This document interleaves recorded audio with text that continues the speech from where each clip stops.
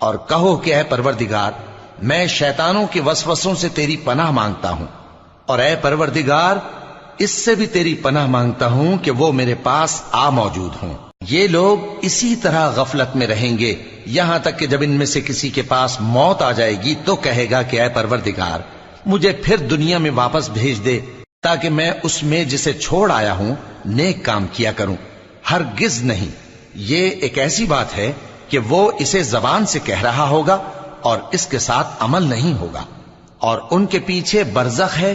جہاں وہ اس دن تک کہ دوبارہ اٹھائے جائیں گے رہیں گے۔ پھر جب سور پھونکا جائے گا تو نہ تو ان میں قرابتیں رہیں گی اور نہ ایک دوسرے کو پوچھیں گے۔ تو جن کے اعمال کے بوجھ بھاری ہوں گے تو وہی کامیاب ہیں، اور جن کے بوجھ ہلکے ہوں گے وہ لوگ ہیں جنہوں نے اپنے آپ کو خسارے میں ڈالا، ہمیشہ دوزخ میں رہیں گے۔ آگ ان کے